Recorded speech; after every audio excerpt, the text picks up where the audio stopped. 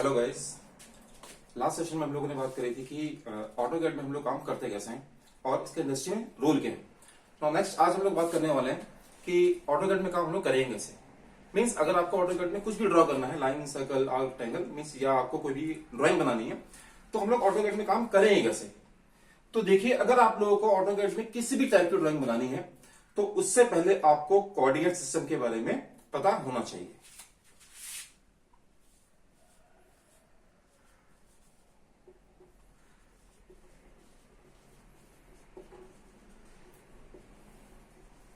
I think आप सभी लोगों ने कोऑर्डिनेट सिस्टम के बारे में सुना होगा।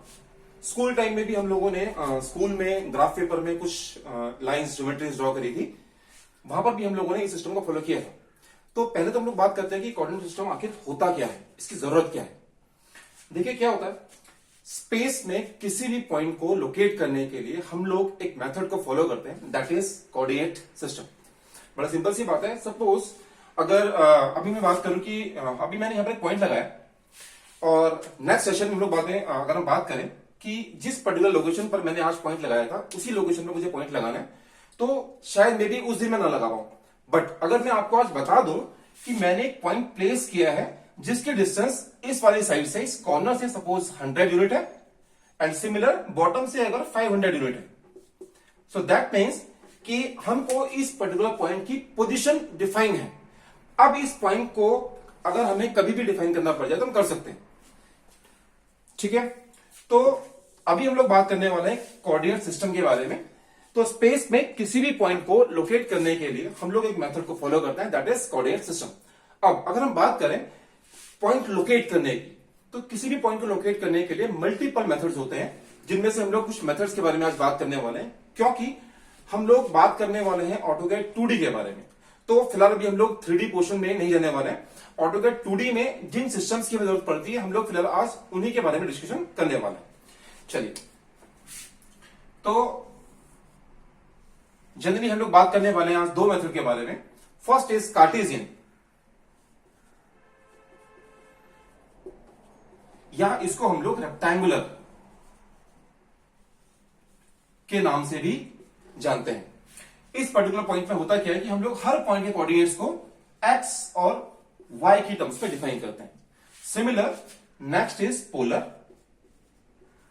इसमें हम लोग हर पॉइंट के कोऑर्डिनेट्स को आर एंड थीटा की टर्म्स में डिफाइन करते हैं। तो चलिए सबसे पहले हम बात करने वाले हैं कार्टेशियन मेथड के बारे में। अब ऑटोकैड में काम करने के लिए हम इन दोनों को भी दो अलग अलग पार्ट्स में डिवाइड कर लेते हैं। First is actual and second is relative. Same ये दोनों मेथड हमको यहां पर भी मिलेंगे, A for actual and R for relative, ठीक है। तो चलिए पहले हम लोग बात करते हैं आज एक्चुअल मेथड के बारे में, उसके बाद हम लोग चलेंगे रिलेटिव।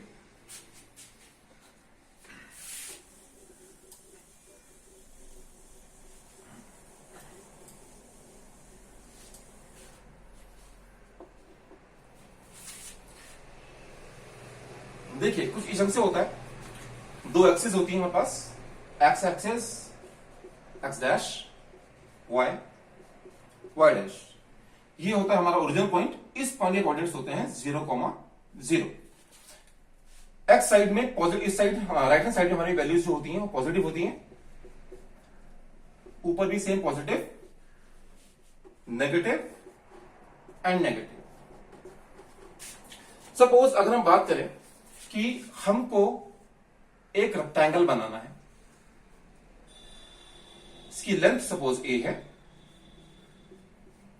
इसकी हाइट सपोज b है, और इस रेक्टेंगल की जो पोजीशन है मींस वर्टिकल एक्सिस से ये आगे की तरफ सपोज स्मॉल x शिफ्टेड है एंड सिमिलर वर्टिकली भी ये स्मॉल y शिफ्ट है। नाउ अगर अब हमें इस रेक्टेंगल को अगर बनाना पड़ जाए तो हमको एटलीस्ट इन 4 पॉइंट्स के कोऑर्डिनेट्स चाहिए होंगे, number 1 point, number 2 point, number 3 point and number 4 point. तो अगर हम बात करें नंबर 1 पॉइंट की, इस पर्टिकुलर ओरिजिनल पॉइंट के रिस्पेक्ट में इस नंबर 1 पॉइंट के कोऑर्डिनेट्स हमारे क्या हो जाएंगे, स्मॉल x, y। हमेशा हम लोग पहले ओरिजिनल के रिस्पेक्ट में हॉरिजॉन्टली x में ट्रैवल करते हैं, नाउ y में ट्रैवल करते हैं। तो इस वाले पॉइंट तक पहुंचने के लिए x वैल्यू ये है एंड वर्टिकल y वैल्यू ये है।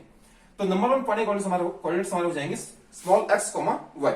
सिमिलर नंबर 2 पॉइंट कोऑर्डिनेट्स क्या हो जाएंगे, एक्चुअल ओरिजिन रिस्पेक्ट में नंबर 2 पॉइंट तक पहुंचने के लिए ओवरऑल वैल्यू हमारी हो जाएगी X plus A, comma vertical height उतनी ही है वाई। तो नंबर 2 पॉइंट कोऑर्डिनेट्स हमारे हो जाएंगे small A comma Y. Similar number 3 point coordinates हमारे क्या हो जाएंगे, X plus A comma Y plus B. इस पॉइंट तक पहुंचने के लिए यहां से यहां तक ट्रेवल करने के लिए small X plus A and Y plus B. And similar last 4 point तक पहुंचने के लिए हमारे कोऑर्डिनेट्स वैल्यू क्या हो जाएंगी, small X comma Y plus B.